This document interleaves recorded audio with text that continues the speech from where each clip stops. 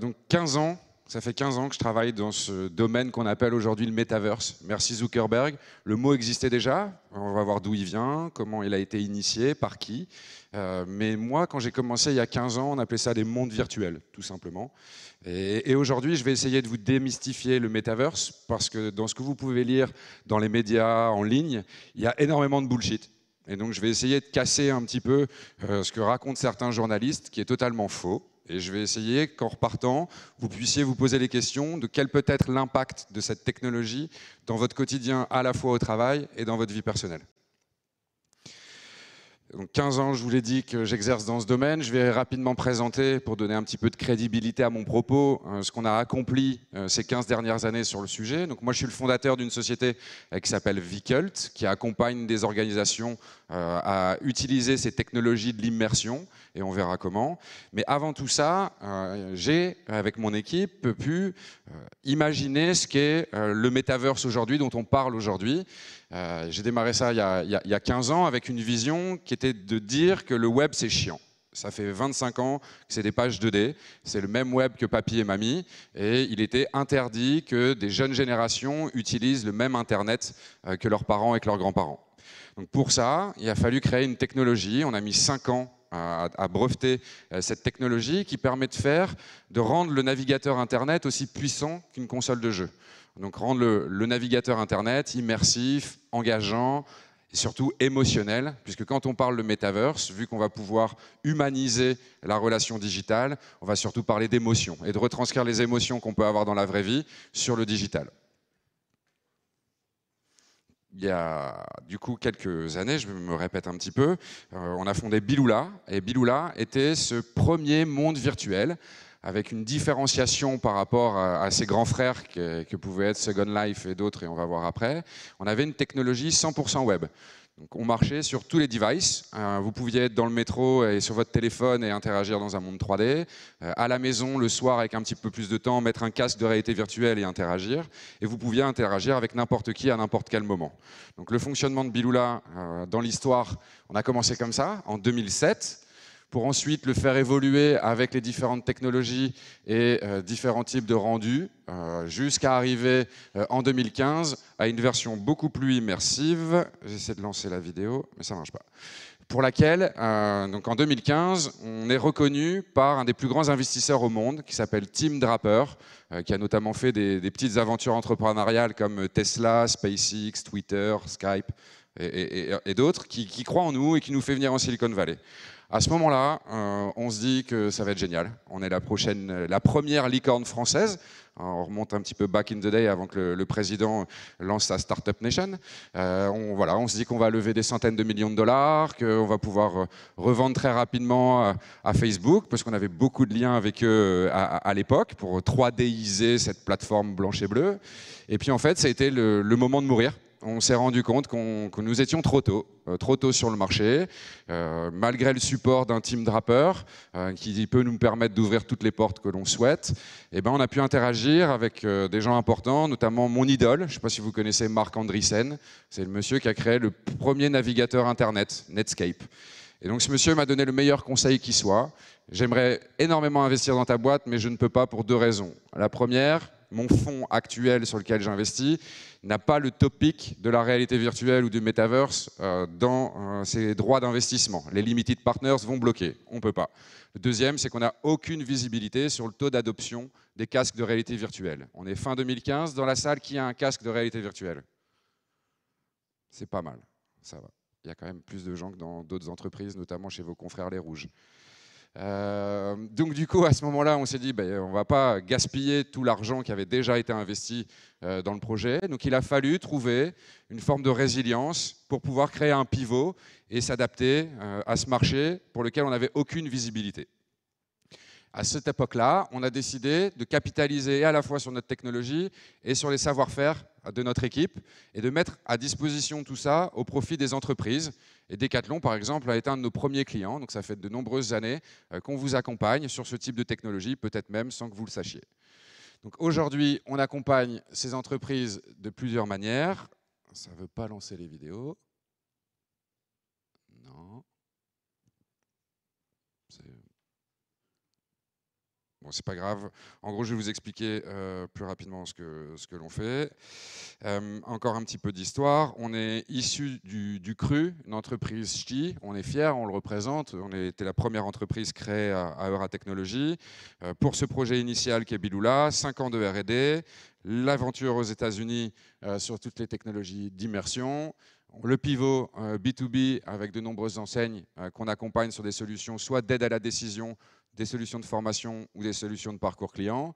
Et aujourd'hui, on revient à nos premiers amours. On ne va pas arrêter totalement d'être consultant et agence de production sur ce type de technologie. On lance aussi des produits, et c'est des produits que vous allez pouvoir découvrir bientôt, puisque ces 2 produits sont déjà utilisés par Decathlon. Vaste sujet, le Metaverse. On va voir dans la salle si, à l'instar de Valentin Auvinet, chez vous, qui est le Chief Metaverse Officer, vous pourriez prendre sa place. On va faire un petit test. Selon vous, combien existe-t-il de métaverses? 1, 60, 100, 1000. Vous avez tous faux. Il y a un seul métaverse qui existe et je vais vous expliquer pourquoi la terminologie et la sémantique est mal exploitée dans tous les articles que vous pouvez lire. Donc d'où ça vient déjà? C'est un Neil Stephenson, c'est un auteur de science-fiction qui en 92 a écrit le livre Snow Crash et qui pour la première fois a utilisé ce mot metaverse. Vous connaissez l'adaptation de ce livre, Ready Player One, qui a été réalisé par Spielberg, qui a popularisé un petit peu plus cette notion de metaverse et de science-fiction. C'est vieux, le Metaverse. Le premier acteur Cocorico français. Le Deuxième Monde, en 1991-92, créé conjointement par Canal+, et un petit studio de jeux vidéo français qui s'appelait Cryo Interactive, qui avait créé le premier blockbuster mondial du jeu vidéo dans les années 80, qu'on appelait l'Arche du Captain Blood, pour les plus anciens. Il crée ce monde virtuel. À l'époque, Internet n'est pas encore accessible au grand public. Et donc, ces utilisateurs se retrouvaient dans des grandes salles de sport pour faire ce qu'on appelle des LAN. Donc, ils connectaient des PC ensemble pour créer un réseau. Et ils s'amusaient à interagir dans le deuxième monde.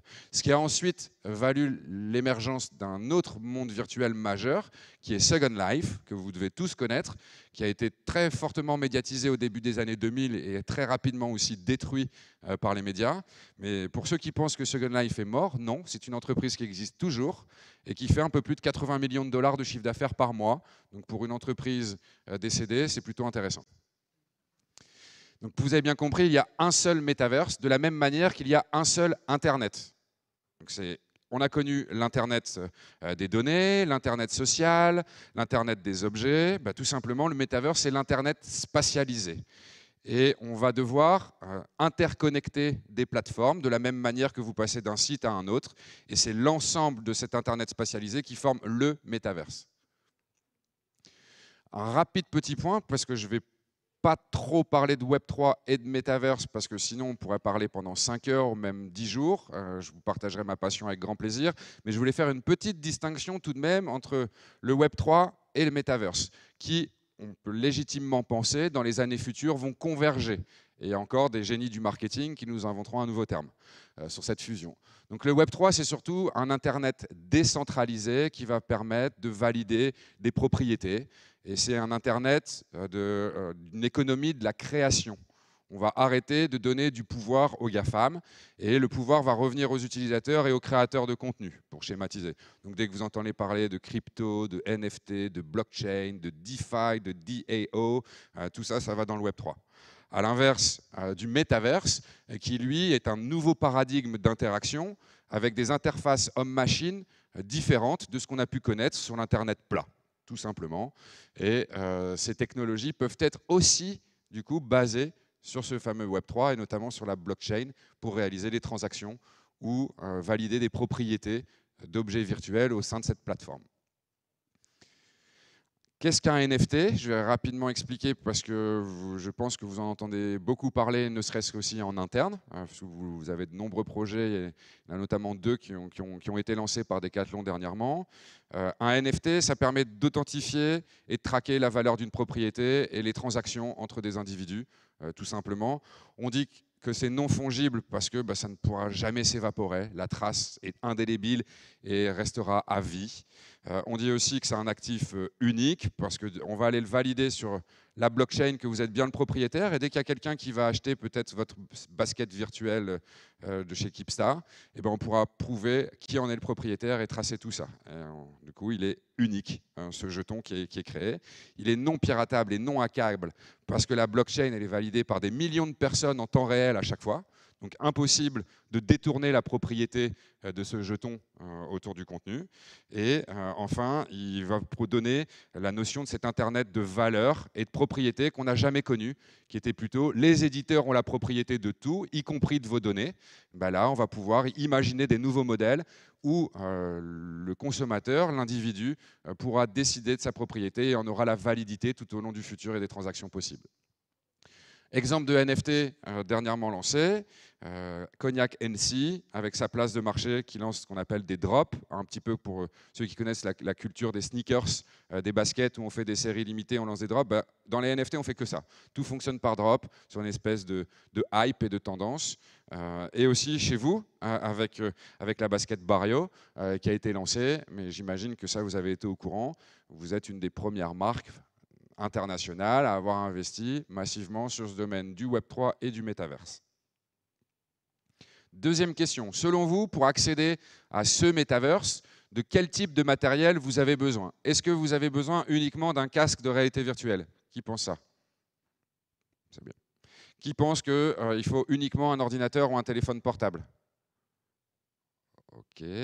Qui pense qu'il faut des lunettes de réalité augmentée? Pour visualiser, là, je vois les profils LinkedIn de tout le monde. Je peux vous ajouter? Non? OK. Qui pense que c'est sur tous ces équipements? Voilà, vous êtes très fort. Donc, le Metaverse, c'est Anywhere, Anytime, Any Device, obligatoirement. Et vous allez aussi voir que ce Metaverse n'est pas uniquement accessible quand vous êtes posé chez vous ou au bureau derrière votre machine. Ce Metaverse, il est accessible à n'importe quel moment, à n'importe quel endroit. Et il y a Milgram, un scientifique qui a créé cette espèce de continuum. Donc, par exemple, la réalité augmentée est une première distribution d'accessibilité, un premier accès au Metaverse. Vous connaissez tous Pokémon Go, les filtres Snapchat, les filtres Instagram, c'est ça la réalité augmentée, sur votre smartphone, sur vos tablettes principalement. Donc à n'importe quel moment, quand vous vous baladerez dans la rue ou dans un magasin, vous allez pouvoir sortir votre device et avoir des informations sur les produits. On va vous faire popper des choses personnalisées parce que les entreprises, certaines ont vos données, et donc on va pouvoir vous popper du contenu adapté. Tout ça sera grâce à la réalité augmentée. Une évolution de la réalité augmentée est ce qu'on appelle la réalité mixte. Par contre, pour accéder à cette technologie, vous avez besoin d'un casque qui est un casque spécifique. Donc la réalité mixte, vous voyez l'environnement qui est autour de vous, à la différence de la réalité virtuelle. Et il y a plein d'hologrammes qui apparaissent et ces hologrammes peuvent interagir avec le vrai monde. Par exemple, une baleine qui va pouvoir sauter ici de la salle, vous aurez les éclaboussures d'eau et la baleine va pouvoir interagir et il y aura de la flotte qui va rebondir comme dans la vraie vie avec la physique, la gravité, tout va se reproduire. Donc ça, c'est des casques qui coûtent pour l'instant un petit peu cher. Le plus connu est le Microsoft HoloLens, c'est 4 000 €. Mais attendez-vous à ce que ça soit totalement démocratisé en 2023, puisque Apple sort au printemps son premier casque qui risque de s'appeler Apple Reality et qui est un casque de réalité mixte. Et Facebook en lança, enfin Meta, pardon, en lança d'ici la fin de l'année à moins de 1 000 $. Donc on rentre dans cette démocratisation et dans l'accélération de l'adoption. Ensuite, là on était sur l'interaction dans le monde réel, on arrive petit à petit sur l'interaction dans le monde virtuel. Donc le casque de VR, là vous êtes complètement fermé et votre cerveau analyse tout ce qui lui est projeté comme étant la vraie vie. Et donc, c'est pour ça que certains, par moment, peuvent avoir une petite sensation de nausée pour ceux qui ont testé. Avec les nouveaux casques, on n'a plus ça normalement. Et le dernier accès au Metaverse sont les mondes virtuels, ce qu'on pourrait communément appeler les multiverses ou les universes. Mais ça, je ne vais pas aller trop loin sur ces terminologies-là. Selon vous, aujourd'hui, sur ce Metaverse, y a-t-il des entreprises qui gagnent de l'argent? Qui dit oui? Qui dit non? Plus de oui que de non, vous avez gagné. Il y a énormément d'entreprises qui ont déjà lancé des business models sur ce type de plateforme. Je vais en citer rapidement parce qu'on verra un petit peu plus tard quand je vais vous présenter les axes stratégiques que vous pourriez mener sur ce type de plateforme. Je mettrai des use cases de ce qu'il faut faire et de ce qu'il ne faut pas faire. Ralph Lauren, Adidas, Pull & Bear, tous déjà gagnent de l'argent sur ce type de plateforme. On va rentrer encore un petit peu plus au fond du sujet avec de la théorie et après ce sera pratiquement que des cas pratiques. Aujourd'hui, le métavers, si vous devez retenir quelque chose, c'est 8 attributs qu'on va même pouvoir synthétiser en un petit peu moins.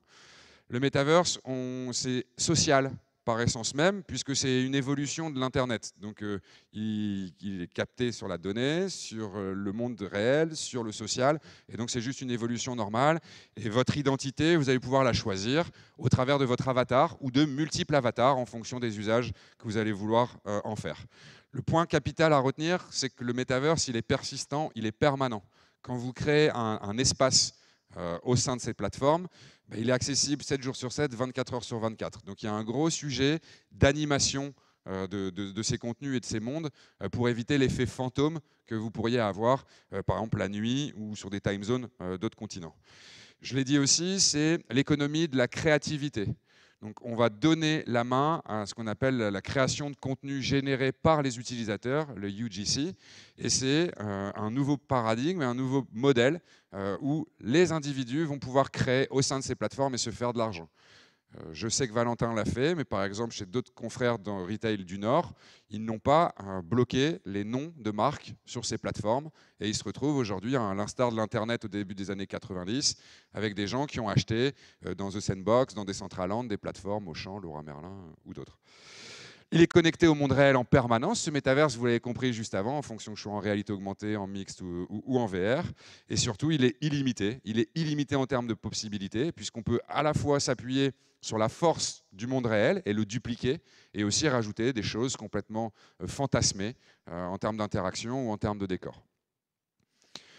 Je ne vais pas m'attarder sur ces couches-là, c'est plutôt les couches pour les équipes IT chez vous, c'est tous les réseaux, toutes les infrastructures qui vont permettre de donner accès à ce métaverse. Mais en tout cas, il y a des opportunités pour vous, marques, soit en accompagnant et en facilitant et en produisant des contenus dans cette fameuse économie de la création, pour designer en écoutant des communautés, impliquer les communautés dans la propriété de ce qui aura été produit, ainsi de suite, ainsi de suite. Donc des modèles responsables et vertueux. Alors, on va pouvoir aussi avoir toute une notion de découverte de contenu. Il y a énormément de données qui sont captées grâce à la réalité virtuelle. Par exemple, l'université de Stanford a fait une étude où, pour un utilisateur qui met un casque de réalité virtuelle, au bout de 5 minutes de mouvement, on sait dresser son profil et on saura le reconnaître ad vitam aeternam. Votre corps parle de manière très personnelle. Et donc, du coup, on sait aussi capter toutes ces données-là. Donc, on va pouvoir exploiter les données d'une manière différente. Et on le verra tout à la fin du sujet sur toute la partie plutôt RSE et l'impact que peut avoir ce métaverse sur le monde. On va avoir un nouveau paradigme grâce à la blockchain, grâce à la décentralisation, où on a l'espoir que vous serez propriétaire de vos données et vous choisirez quand, pour combien de temps et à qui vous allez donner accès à votre portefeuille de données. Donc ça sera possible grâce au métaverse. Et enfin, surtout, le métaverse, c'est de l'expérience, c'est du jeu, c'est de l'émotion, c'est de l'interaction, c'est de l'immersion. Et on va voir en quoi un petit peu plus tard. Donc aujourd'hui, pour une marque, les opportunités du métaverse sont assez nombreuses. Il y a déjà des big numbers.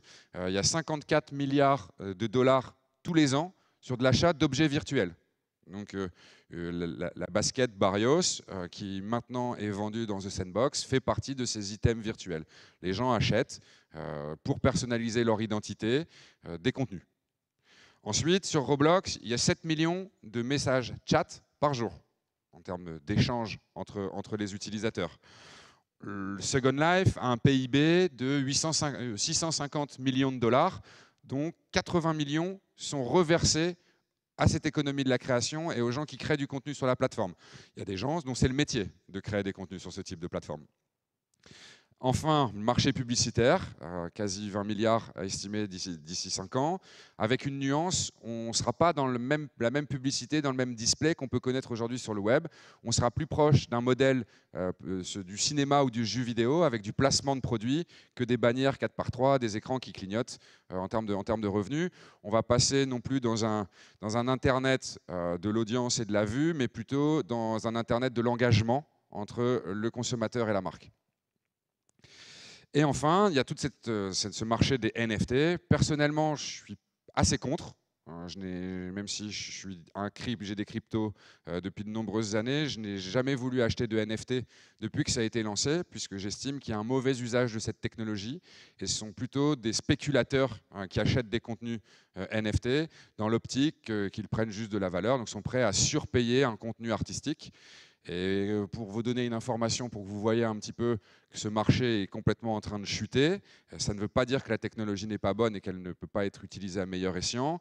Là où en moyenne, un terrain virtuel dans une plateforme comme The Sandbox coûtait 17 000 $, aujourd'hui on est tombé à 2 500 $ le prix de la parcelle. À titre d'indication, Carrefour a acheté 3 parcelles au mois d'avril sur The Sandbox et a payé 350 000 € ces 3 parcelles.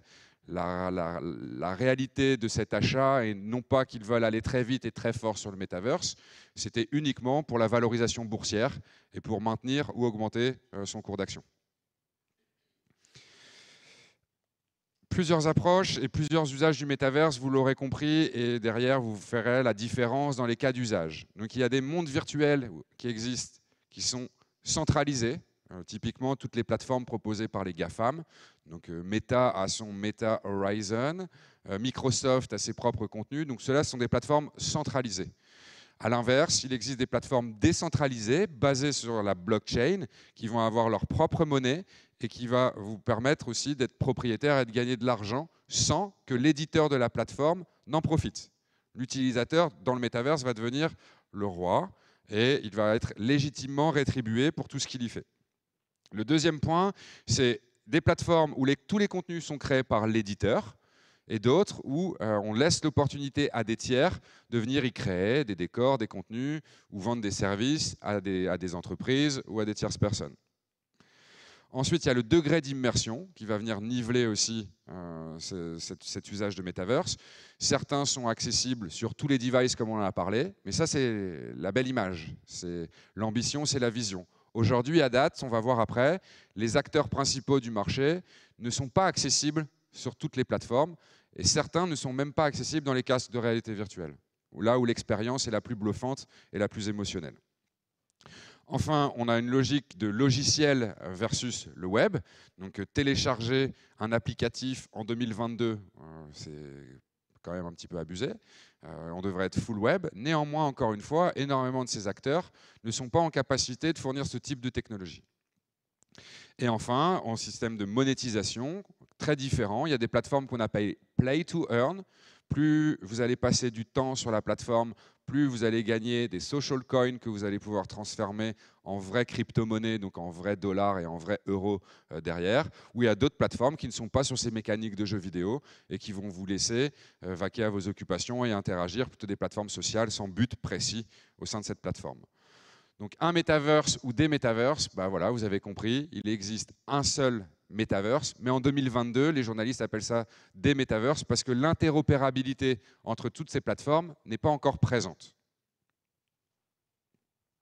Quelles sont ces plateformes d'ailleurs? Donc les plateformes centralisées, on va le voir, je vais passer très vite parce qu'on s'en fout un petit peu de qui fait quoi, mais en gros vous allez comprendre que sur toute la centralisation, on a toujours les mêmes acteurs, les Snapchat, les Meta, les Google, les Amazon, parce que Acewall c'est une société qui a été rachetée par Amazon, les Fortnite, Epic Games, Minecraft c'est Microsoft, donc tous les gros d'un côté, mais qui sont en train de se faire sévèrement bouger par, non pas forcément des plus petits, parce que vous verrez les capitalisations boursières de certaines de ces entreprises sont énormes, mais par des newcomers qui, il y a encore 1 an et demi, 2 ans, n'existaient pas.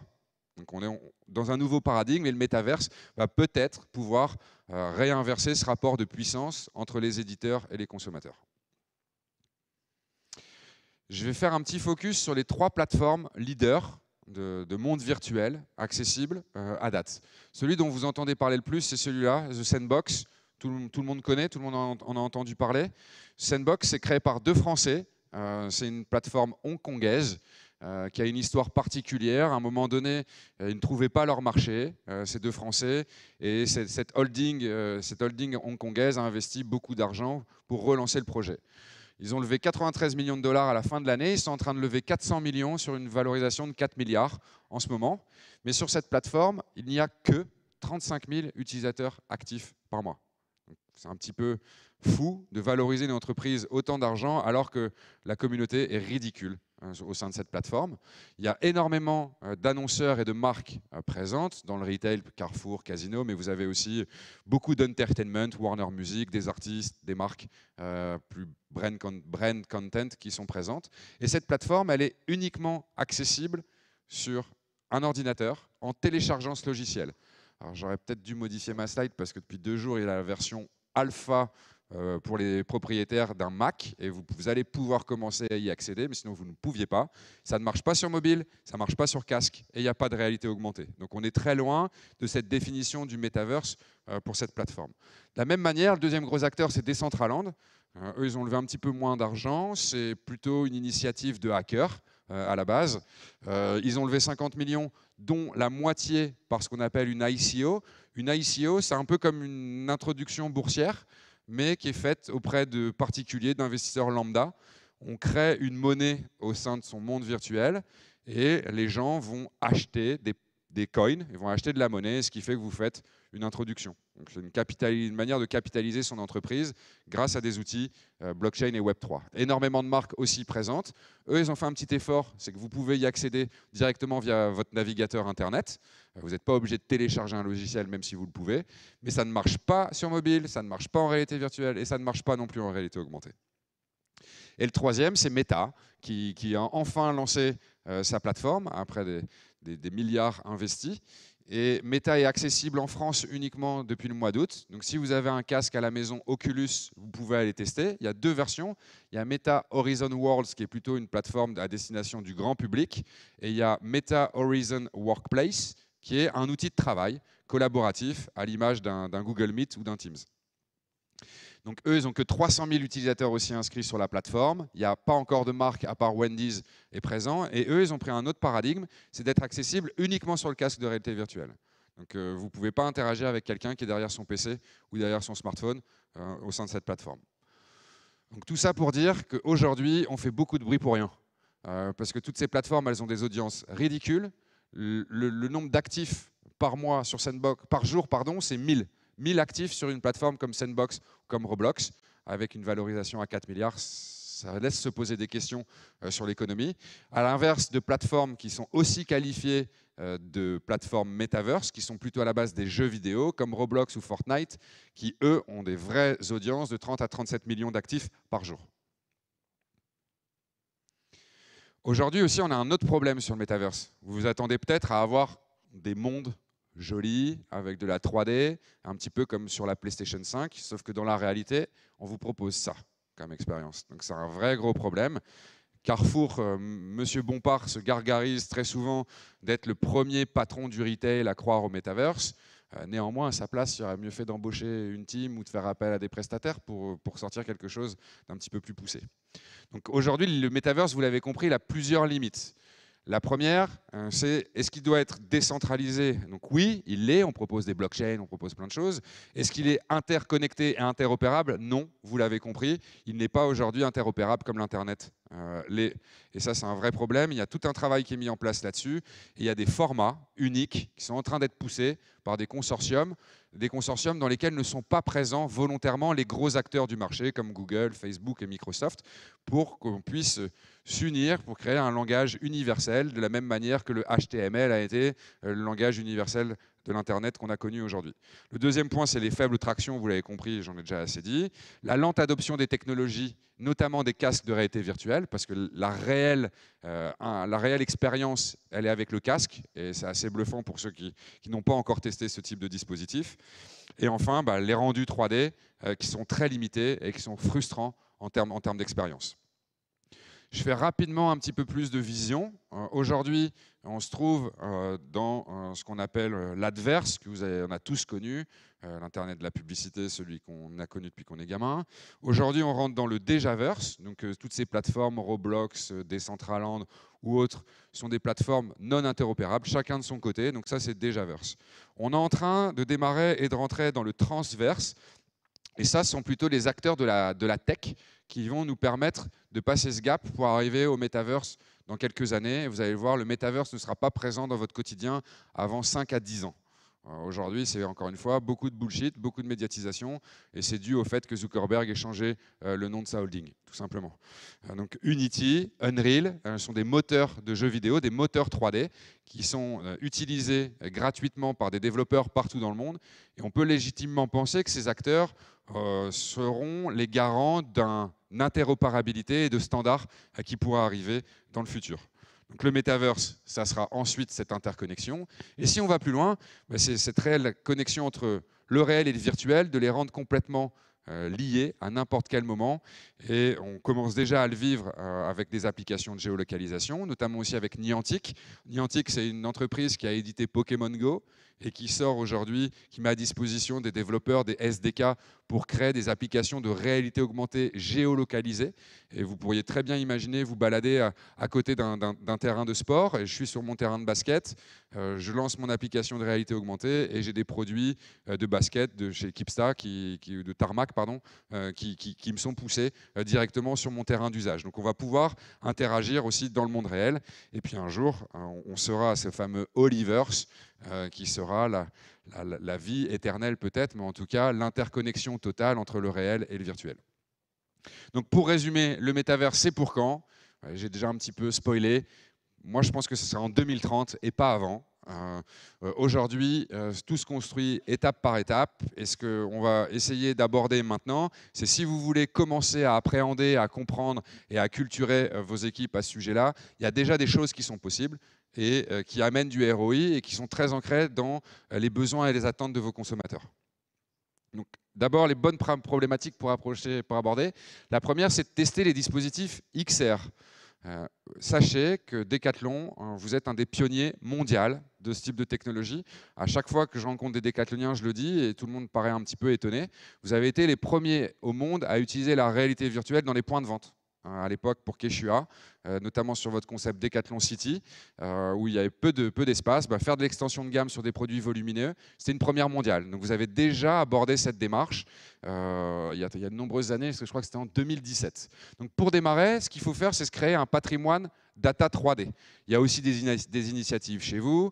Il y a la Digital Chain qui est montée, qui est portée par Adrien Lagneau, qui a pour but à ce que dès la phase de conception, on génère un asset 3D qui puisse être exploitable tout au long des activations métiers, qu'elles soient en interne pour valider et décider du concept et de la fabrication d'un produit, pour former peut-être les équipes de vente à la compréhension des avantages d'un nouveau produit qui va être lancé, mais aussi en termes d'expérience client et de parcours client directement sur vos sites e-commerce, mais aussi en magasin. Donc d'abord, on crée ce patrimoine de données 3D, et à partir de cette data, on va pouvoir l'exploiter de multiples manières, comme je viens de le dire. Donc les outils d'aide à la décision, conception produit, conception de lieux physiques, tester des parcours magasins avant même qu'ils existent.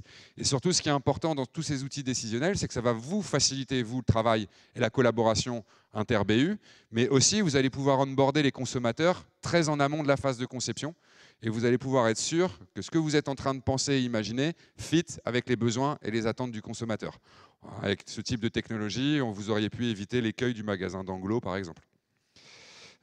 La formation et le learning, donc ça aussi c'est assez courant. Deux types de contenus sont possibles, soit ce qu'on appelle la formation soft skills, plutôt destination personnel d'accueil client, personnel commerciaux, etc. Donc là on va plutôt utiliser des contenus immersifs, vidéo 360 avec de l'interaction limitée, mais on sait aussi créer ce qu'on appelle du hard skills, donc c'est de la simulation. Donc on va pouvoir simuler tous les gestes et postures d'un sport, d'un métier technique, d'une chaîne de production, soit pour faire de la prévention et de la sécurité, soit pour rendre cette chaîne encore plus efficiente ou les process encore plus efficients.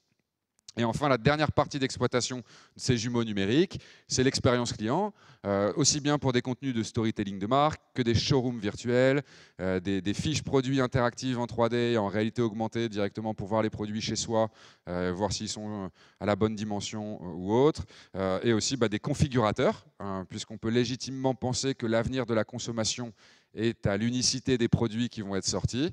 Donc vous allez pouvoir aussi utiliser ça dès aujourd'hui. Et enfin, tous ces dispositifs, à chaque fois, n'oubliez pas, ancrés dans le réel, donc dans vos points de vente, mais aussi dans le virtuel sur vos plateformes digitales.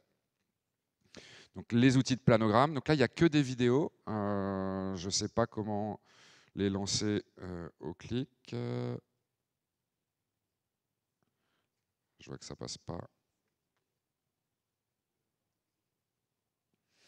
Vous pouvez faire du planogramme, du facing magasin, mais vous avez déjà un super produit qui s'appelle Merch 3D chez vous en interne, dont on a eu l'honneur de pouvoir travailler sur le développement. Donc ça, vous n'allez pas le voir, peut-être que je vous enverrai tout ça après.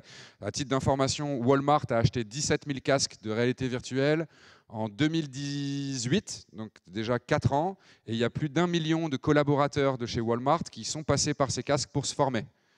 Chez vous, il n'y a pas encore de parc diffusable auprès des collaborateurs.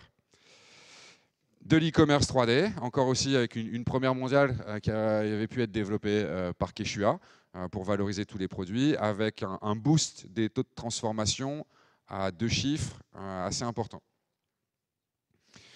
Ensuite, maintenant, donc là c'était pour toutes ces technologies d'XR, tout ce que vous pouvez faire dès aujourd'hui et que je vous invite rapidement à intégrer à vos stratégies métiers.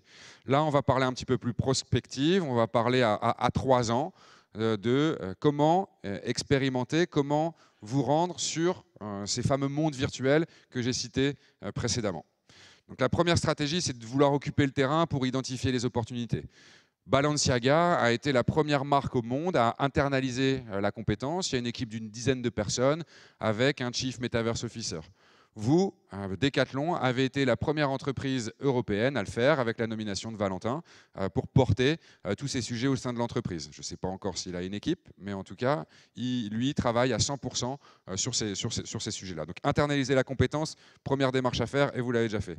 La deuxième, c'est acculturer ses équipes. Utiliser notamment les casques de réalité virtuelle dans de la collaboration, dans des process de conception de vos produits pour spreader tout ça auprès des collaborateurs. Et Walmart en est le parfait exemple, vous l'avez vu avec les casques pour la formation. En 2017, ils ont acheté une start-up comme la nôtre pour internaliser toute la compétence technique et pour pouvoir produire en interne tout ce qu'ils voulaient déployer auprès de leurs collaborateurs, mais aussi auprès des clients. Et surtout, Walmart a été le premier retailer à protéger son IP. Comme je vous l'expliquais tout à l'heure, à l'instar de Vivendi dans les années 90, qui a payé une fortune des petits malins au Sénégal qui avaient acheté le nom de domaine, on vit la même chose. Et donc, ils ont protégé tout de suite tout leur contenu sur toutes les plateformes. Dans cette même notion d'occupation et de comprendre les opportunités, Carrefour, il faut quand même féliciter cette initiative. Ça a été le premier compte retail français à adresser le Metaverse. Comme je vous l'ai dit, principalement pour sa valorisation boursière, parce que sinon les marchés seraient redescendus s'ils n'avaient pas été présents sur ce gros buzzword. Mais aussi, ils ont toute une logique de stratégie de diversification qui aujourd'hui n'est pas complètement publique. Ce qui est public, c'est que tout leur recrutement, dorénavant, se font dans le Metaverse, puisque quand vous utilisez un casque de réalité virtuelle, vous allez avoir les rendus des émotions humaines. Vous allez me dire, on peut l'avoir devant une vidéo, mais souvenez-vous de ce que je vous ai dit, grâce à l'université de Stanford, on s'est traqué énormément de choses. Et un casque de réalité virtuelle, c'est un outil de neurosciences. Donc on en sait beaucoup plus aussi sur l'individu qu'on a en face de soi avec un casque qu'avec une vidéo. Enfin, quand vous voulez lancer ce type de campagne d'occupation du terrain, il va falloir miser sur de l'exclusivité de contenu. Et c'est là où la campagne Barrio que vous avez lancée a été parfaite, puisqu'on a été sur des séries limitées, sur des drops, et donc sur de l'exclusivité. Pour synthétiser ce deuxième axe stratégique, si vous voulez occuper le terrain et identifier les opportunités, soit vous y allez pour faire un coup marketing, c'est un axe stratégique. À ce moment-là, il faut aller voir les patrons de la marque pour que vous ayez des budgets, parce que c'est plutôt eux que ça va concerner. Il va falloir acquérir des nouvelles compétences en interne. C'est juste pour vous former et avoir les futurs talents de demain dès aujourd'hui qui vont pouvoir prendre ces sujets, comprendre ces nouveaux usages, anticiper les évolutions du e-commerce. Comme vous avez vu, il y a déjà des gens qui gagnent de l'argent avec ça. Et surtout, fédérer des early adopters à l'aube de cette économie de la création. Et c'est dommage que peut-être les prochains designers stars de matériel sportif ou d'équipement du sport puissent se lancer tout seuls à leur compte, alors que vous pourriez peut-être d'ores et déjà commencer à créer un pool autour de vous de ces futurs talents.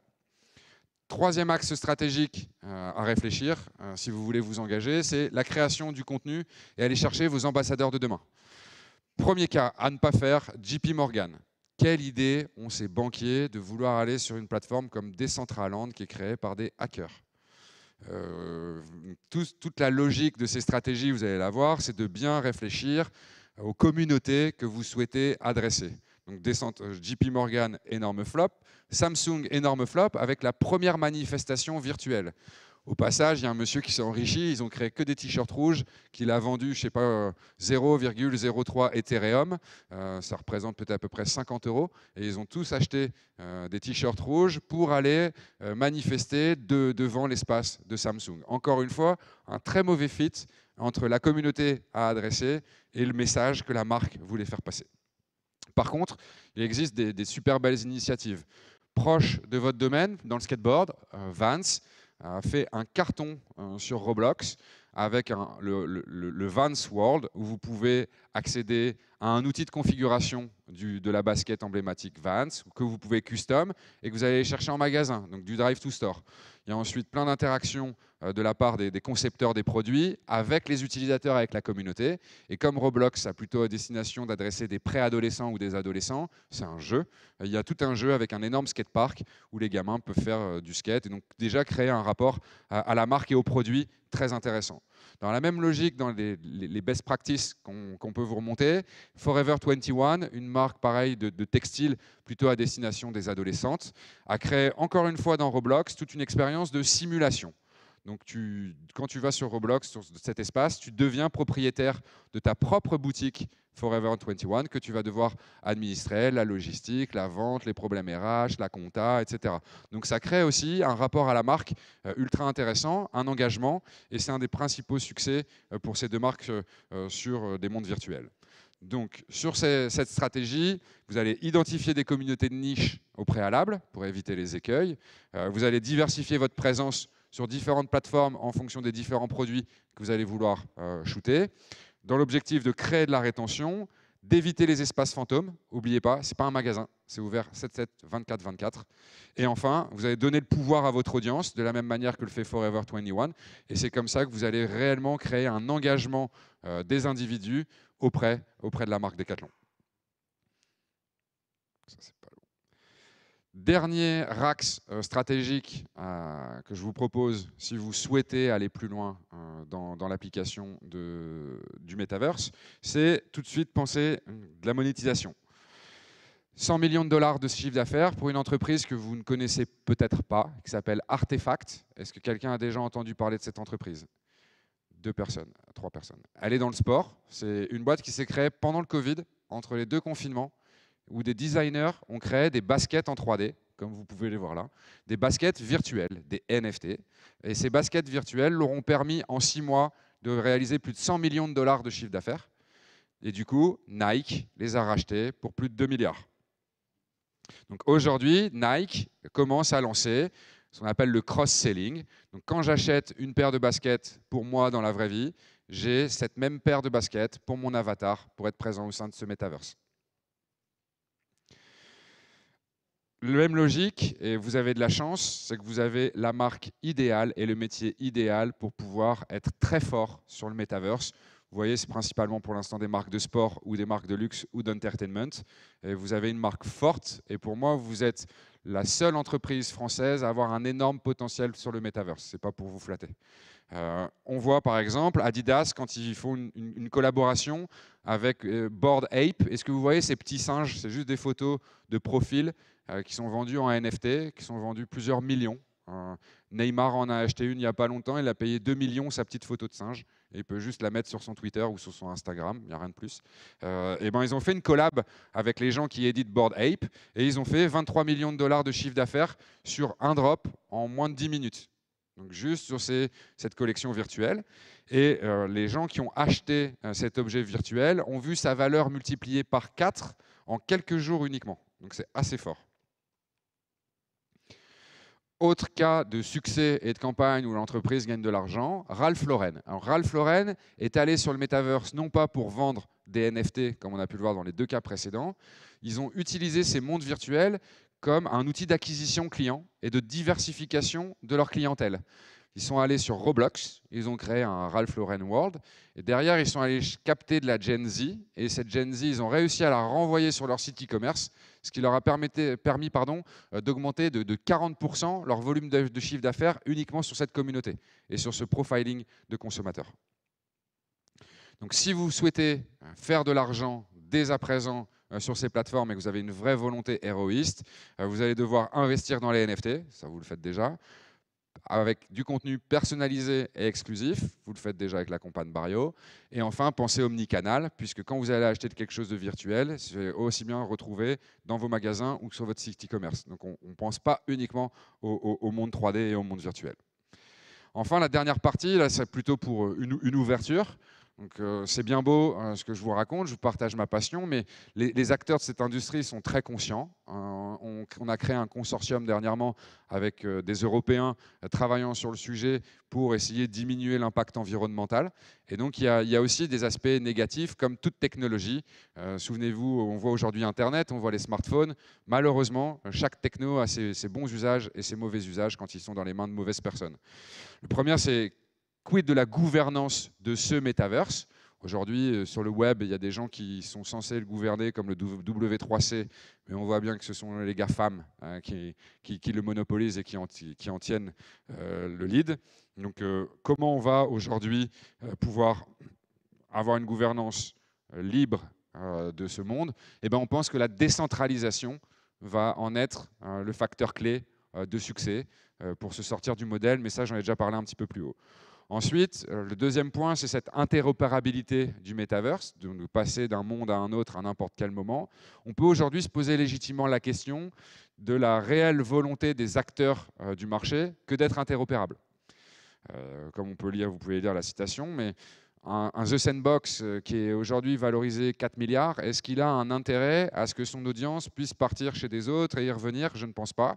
Donc il va y avoir aussi toute cette problématique de vision pour arriver à ce metaverse unifié comme je vous l'ai présenté. Ensuite, il y a les notions de hype, et on a toujours ces cycles. Les cryptos existent depuis 2009. Certes, il y a un crack cette année, ce n'est pas le premier, il y en a connu une vingtaine. Néanmoins, ça continue toujours de monter. Pour les NFT, ça peut être légèrement différent. Il va falloir utiliser ces smart contracts de manière intelligente pour des produits qui font réellement sens pour l'usage des consommateurs et non pas rester uniquement sur des œuvres d'art et qui laissent la spéculation possible à des personnes mal intentionnées. Il y a aussi malheureusement toute la problématique de relations humaines. Il y a eu dans le metaverse au tout début des problèmes de cyberharcèlement, de la même manière qu'il peut y avoir sur des réseaux sociaux classiques. Sauf que là, quand on se balade dans un monde virtuel, eh ben, on voit les autres avatars, donc c'est un petit peu comme dans la vraie vie et dans la rue. Néanmoins, il y a déjà des actions qui sont mises en place. Par exemple, vous allez pouvoir filtrer les avatars que vous verrez autour de vous. Et ça peut être uniquement votre réseau d'amis proches que vous avez validé, auquel cas vous vous baladez dans des mondes et vous verrez que vos potes, si vous refusez d'avoir des inconnus qui soient autour de vous. Facebook est en train de mettre en place une technologie, Meta, pardon, j'ai toujours du mal avec ça, où vous allez pouvoir à n'importe quel moment vous créer un périmètre de sécurité et tous les avatars à moins d'un mètre ou 2 mètres ne pourront pas vous parler, ne pourront pas accéder à vous. Vous verrez que ceux qui sont au périmètre de sécurité que vous aurez déterminé. Donc il y a des choses déjà qui sont pensées et je pense sincèrement qu'on va réussir à breaker tous ces points négatifs. Et enfin, c'est l'empreinte carbone, puisque pour fabriquer ces casques, c'est l'équivalent de la fabrication d'un casque, c'est 2 fois plus polluant que la fabrication d'un smartphone. Donc ça, c'est les informations qu'on a seulement aujourd'hui à date. Néanmoins, on va pouvoir éliminer énormément d'émissions de CO2 par tous les déplacements, par la fabrication de certains produits. Donc l'objectif, c'est ne pas de faire du « et », c'est de faire du « ou », du physique ou du virtuel. Mais pour l'instant, c'est encore un vaste sujet. Le principal étant aussi les cryptos et la blockchain. Et vous pouvez voir derrière moi, les propriétaires, les fondateurs d'Ethereum sont en train de créer une nouvelle typologie de blockchain green qui va quasi réduire à 100% l'impact CO2 de cette infrastructure technologique. Donc encore une fois, c'est récent, il y a un consortium qui est monté, énormément d'acteurs, comme vous avez compris, sont plutôt un peu dans un esprit pirate et veulent recréer un Internet beaucoup plus juste et équilibré. Et donc on travaille en ce sens pour être prêt quand ce metaverse sera accessible au plus grand nombre. Donc pour conclure, posez-vous les bonnes questions. Pourquoi vous allez aller sur le métaverse? Quels besoins vous allez adresser? Quand?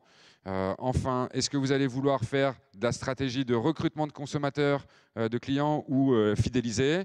Est-ce que vous allez vouloir faire uniquement de l'image ou est-ce que vous allez vouloir y diffuser plus? Et sur quelle audience et sur quelle communauté vous souhaitez vous engager ou souhaitez vous appuyer dans le futur? Et enfin, quel type d'expérience vous voulez proposer? Est-ce que vous voulez tout simplement cloner ce que vous faites dans le vrai monde ou est-ce que vous êtes prêt à disrupter et à tester des choses que vous ne pourriez pas faire dans la vraie vie au sein de votre travail? Donc, synthèse finale, vous l'avez compris, dès aujourd'hui, faites des XR. J'ai déjà cité un petit peu ce que c'est et vous en faites chez Decathlon. Encore une fois, vous êtes en avance par rapport à beaucoup de grandes entreprises. Dans 3 ans, tous ces mondes virtuels que je vous ai cités seront au cœur de vos stratégies d'activation marketing. Vous serez obligé d'y passer. Et aussi, très probablement, RH.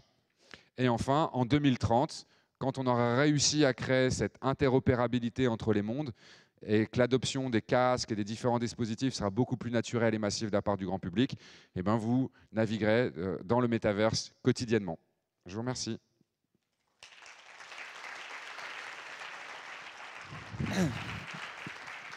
Merci. Merci. 1, 2, 1, 2, 6, c'est bon. Merci Tom.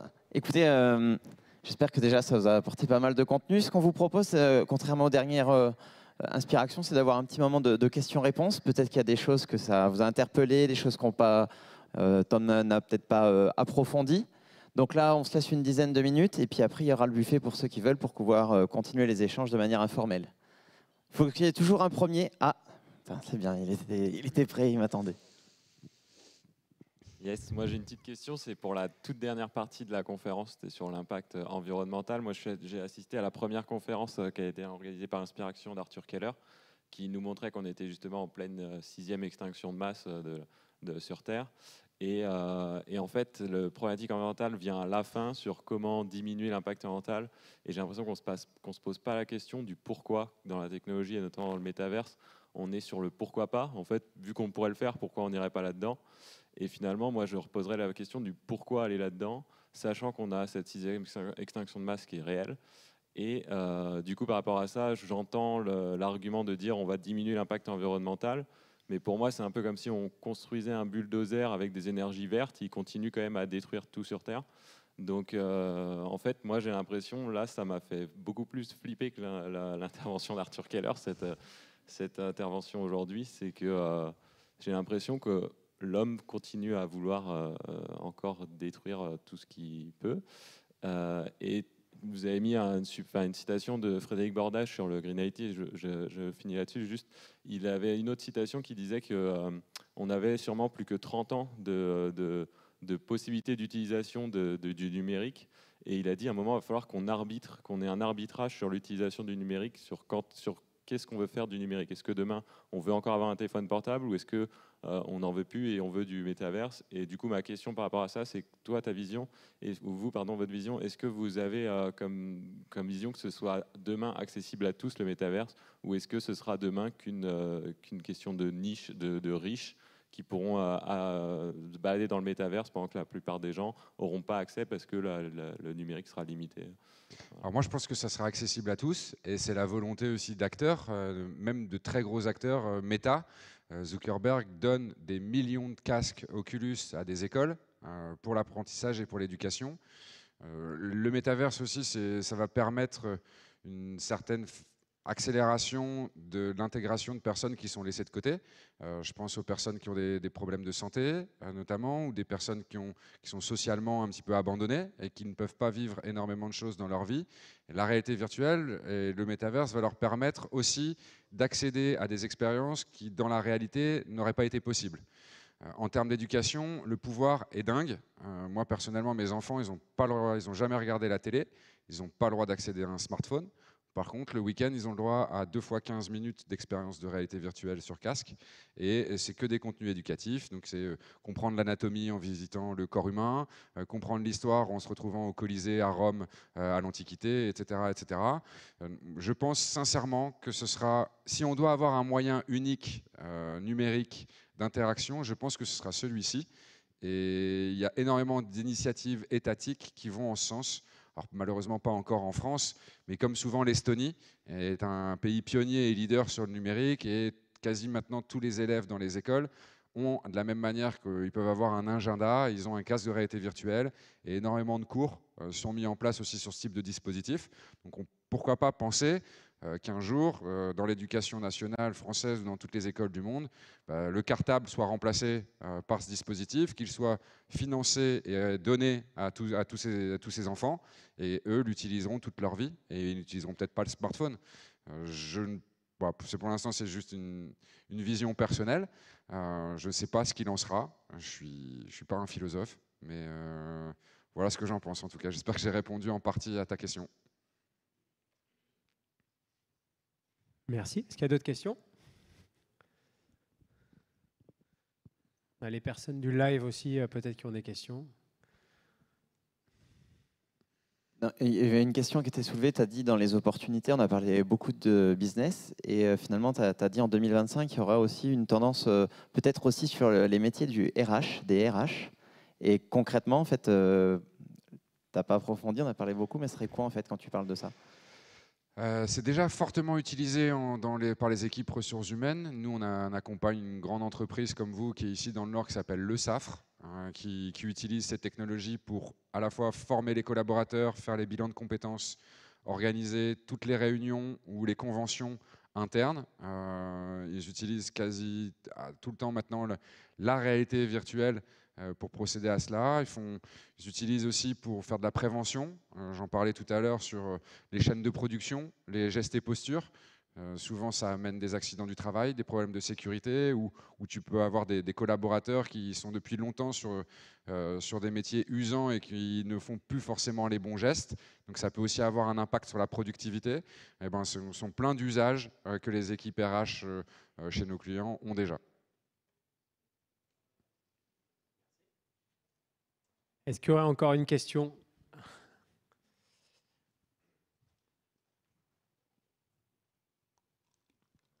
Petite question sur le métal, les gens sont souvent derrière leur PC ou sur un masque de réalité virtuelle. Comment on peut lier ça à l'activation sportive aujourd'hui pour qu'un gars fasse du sport chez lui, soit connecté avec un autre gars qui soit à l'autre bout du monde? Quelles sont les opportunités qui peuvent venir, qui nous concernent directement? Alors, il y a déjà pas mal de sujets. Je t'invite à te rapprocher de Valentin. Si tu le connais, il y a déjà des expérimentations qui sont faites chez vous en interne sur ça. Il y a beaucoup d'initiatives et je pense sincèrement que la VR est très adaptée au sport. À l'inverse des ordinateurs ou des téléphones, Michel Serres, je vous invite à lire le livre Petite Poussette, où c'est des générations de bossus tout le temps sur son téléphone. Là, au moins, ces enfants ou ces adolescents vont bouger. Quand vous faites une expérience de réalité virtuelle et que vous avez les casques, les manettes, vous transpirez. Voilà. Donc, il existe plein d'applications sportives à date, notamment dans le fitness. Il y en a beaucoup. Il y a un jeu qui s'appelle Beat Saber qui est vendu comme un jeu de rythme, mais en fait, c'est ni plus ni moins qu'une application de fitness. Il y a une autre plateforme de fitness qui vient d'être rachetée par Meta directement pour le pusher sur son site. J'ai envie de te dire, quasi tous les sports sont possibles. La NFL a lancé la semaine dernière un jeu où tu deviens quarterback d'une équipe et où tu apprends toutes les techniques d'un quarterback. Je sais que vous allez lancer un jeu de tennis. Il y a peut-être aussi d'autres initiatives. Nous, on lance un jeu de pétanque. C'est un peu moins physique, mais c'est plutôt dans une logique e-sport gamifiée. Vous pouvez connecter aussi vos dispositifs existants, vélo d'appartement, tapis de course, rameur, très facilement au casque. Donc cet Internet des objets, c'était l'évolution des années 2010. L'évolution des années 2020, c'est le metaverse. Donc naturellement, toutes ces technologies sont déjà intégrées et prêtes à merger. Merci. Dans la continuité, il y a une question sur, dans les gens à distance Oui. qui dit est-ce que du coup l'avenir serait que Decathlon devrait aussi fournir ce matériel aux utilisateurs sportifs, de ce que tu vois ou Des accessoires, oui. Des accessoires pour la pratique de sport, oui. Et encore une fois, je pense qu'il y a des initiatives chez vous en ce sens. Après, fabriquer du hardware de type casque, non. Chacun son métier, je pense. C'est pas la vision, c'est pas la vision et c'est pas dans l'ADN de Decathlon que de faire ça. Mais sur les accessoires, oui.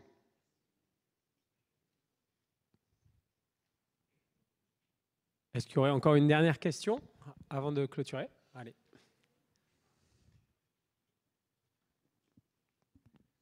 Merci pour la présentation. Vous parliez de capter la donnée pour en ce qui concerne les neurosciences, donc sur les mouvements des personnes, capter les sensations, les émotions. Est-ce que vous pouvez en dire plus sur ce que pourrait apporter la technologie en ce sens pour Decathlon? Alors déjà, sur le mouvement, sur la pratique d'un sport, vous pourriez faire du coaching, très rapidement visualiser les mauvaises positions d'un utilisateur quand il est en pratique sur n'importe quel sport et du coup l'accompagner à corriger ses gestes. C'est un premier point d'usage que vous pourriez faire à partir de cette donnée captée sur le mouvement d'un individu. Après, il y a aussi toute la captation de données enrichies qu'on va avoir quand l'utilisateur va se mouvoir dans l'espace 3D. Alors pas forcément en pratique sportive, mais en gros, tout ce qui est possible de faire sur un site internet en termes de tracking, vous ne pouvez pas forcément l'appliquer dans un magasin ou en tout ou partie en tout cas, mais pas la globalité. Et bien là, on va pouvoir complètement mélanger ces deux mondes, donc capter toutes les données comportementales possibles et imaginables d'un utilisateur au sein d'un espace. Donc, ce qui permet derrière de prendre des décisions sur peut-être la duplication d'expériences que vous allez avoir dans le monde virtuel, dans l'objectif de les appliquer au monde réel, dans vos points de vente, dans des univers de pratique ou je ne sais quoi. Donc vous allez pouvoir traquer et utiliser toutes ces données comportementales. Et après, il y a surtout un prisme qui est vraiment important et c'est ce qui est fortement poussé par les acteurs décentralisés. C'est ce qu'on appelle le VRM dans la data. C'est l'inverse du CRM. Et le VRM, c'est chaque individu est propriétaire de sa donnée dans son coffre-fort. Et ça, je voulais partager. On va être très fortement dans une notion d'engagement des consommateurs. Et donc, du coup, le consommateur va choisir à qui il redonne accès à son portefeuille de données, à quelles données à l'intérieur de ce portefeuille, pendant combien de temps et pourquoi faire. Et donc, du coup, ça va être un réel changement de paradigme dans la relation client, notamment.